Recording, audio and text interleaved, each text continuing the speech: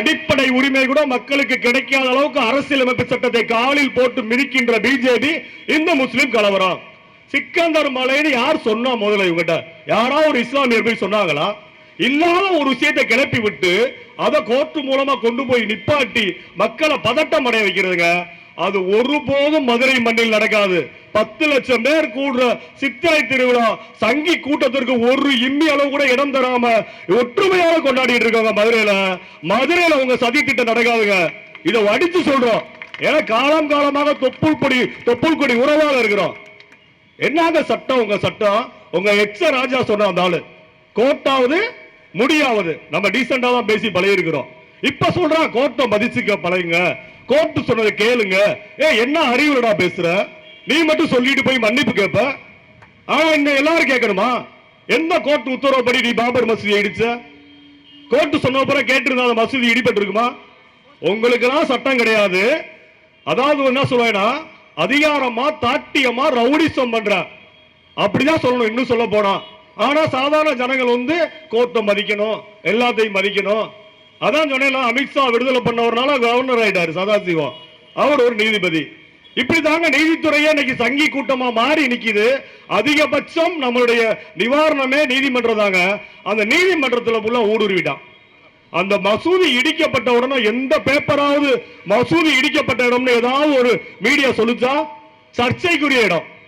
ஆனா பாதிகளா காசை வாங்கிட்டு எல்லா பேரும் விலை போயிட்டீங்களா?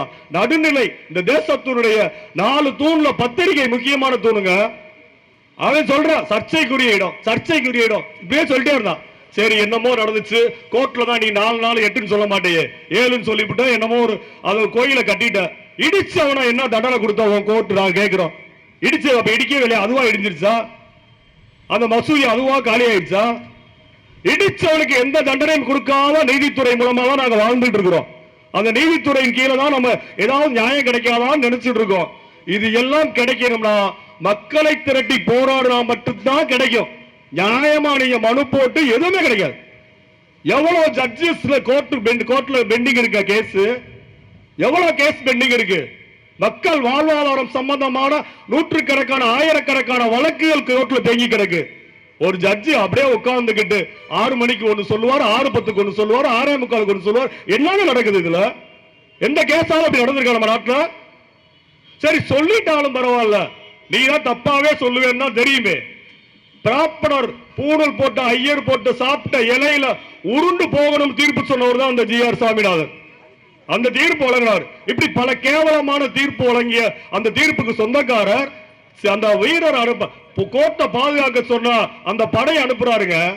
ஒரு கட்ட பஞ்சாயத்துக்கார கூட 4 பேரை வச்சுக்கிட்டு என்ன வேலை செய்வானோ அதை நீதிபதி நீதித்துறை மூலமாக செய்யறது கேவலம் இல்லையா? இதுக்காக சுதந்திரம் வாங்கி கொடுத்தாங்க நம்ம நாட்டு முன்னோர்கள். யாருங்க இவங்க? என்ன வேணா செய்ய முடியுமா? போ நீ போய் தீபம் ஏத்திட்டு வா. இதெல்லாம் உன் வீட்டு மாடியில் ஏத்துறதா? பொதுவான இடங்க.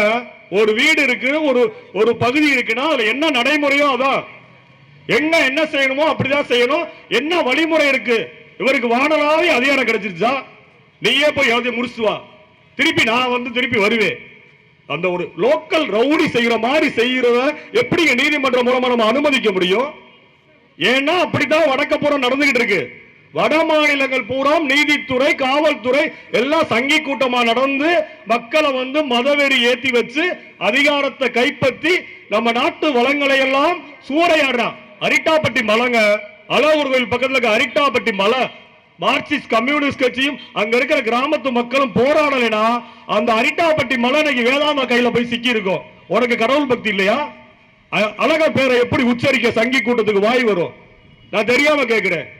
அரிட்டாப்பட்டி மலை யார் வீட்டு சொத்து? வேகமா கொடுத்துட்டாங்க வேதாந்தா கம்பெனிக்கு. இதுதான் சொல்றேன். எல்லாத்தையும் சுரண்டி கொண்டு போய் அந்த பூணூல் போட்ட 2% இருக்கிற பார்ப்பனர்கள்ட்ட ஒட்டுமொத்த இந்துக்களையும் இந்துக்களின் சொத்துக்களையும் கொண்டு போய் ஒப்படைச்சிருவாங்க. இது தெரியாம நம்மால சிக்கந்தர் மலை திருப்பரங்குன்றம் மலை என்னமா பேசிட்டு இருக்கான். ஒருபோதும் அது சிக்கந்தர் மலைன்னு யாரும் சொல்லல. எந்த சாமி கும்பிடுறதுக்கு எந்த இடையூறும் இதுவரைக்கும் திருப்பரங்குன்றத்துல வரல. இந்த கூட்டம், இந்த பிஜேபி ஆர்எஸ்எஸ் கூட்டம் இந்த பிரச்சனை எடுக்கிறதுக்கு முன்னாடி வரைக்கும் யாரும் சொல்லல, இப்பவும் சொல்லல. நீ பாட்டில் எப்பவும் போல வழிபாடு நடத்திக்க, நாங்க பாட்டில் எப்பவும் போல இருந்துக்கிறோம். ஆனா சொல்றாங்க ஒரு நாள் போய் ஏத்திட்டா என்ன ஆயிர போகுது, எவ்வளவு ஈஸியா சொல்றாங்க பாருங்க. இந்த லோக்கல்ல கட்ட பஞ்சாயத்து பண்ற மாதிரி சரி விடுப்பா போயிட்டு போறான், அப்படி ஆகி போச்சுங்க, கேவலம் ஆகி போச்சுங்க. எல்லாமே சட்டவிரோதம். சட்டவிரோதத்தை சட்டப்பூடியாக செய்கின்ற ஒரு அரசாங்கம். அதற்கு நீதித்துறை, பத்திரிகை துறை, காவல்துறை என்ன முடியுமோ செய்யறாங்க.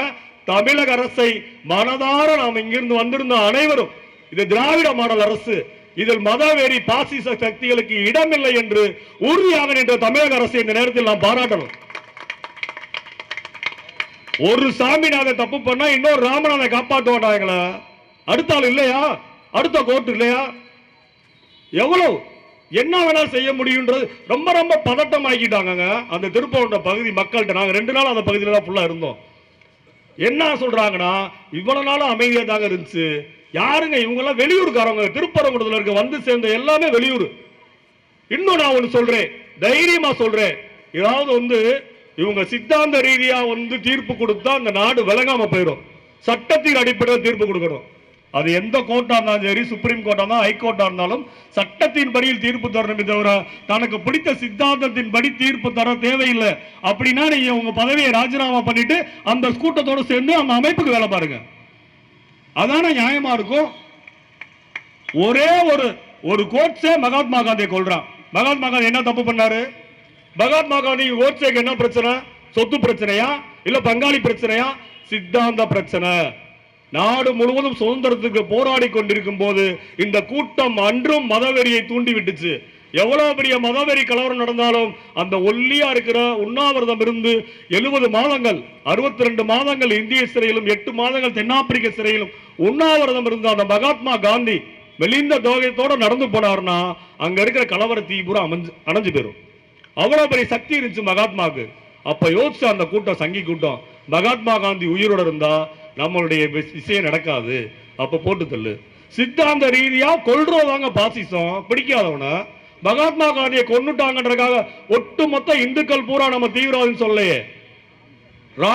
ராமர் பேரை உச்சரிச்ச மகாத்மா காந்தியை நாதுராம் கோட்ஸே கொல்றான். ஆனா நம்ம எப்படி புரிஞ்சுக்கிட்டோம்? அந்த ஒரு மதவெறி, இந்து மதவெறி பிடிச்சவன் மகாத்மா காந்தியை கொண்டுட்டான், அதோட அது முடிஞ்சு போச்சு.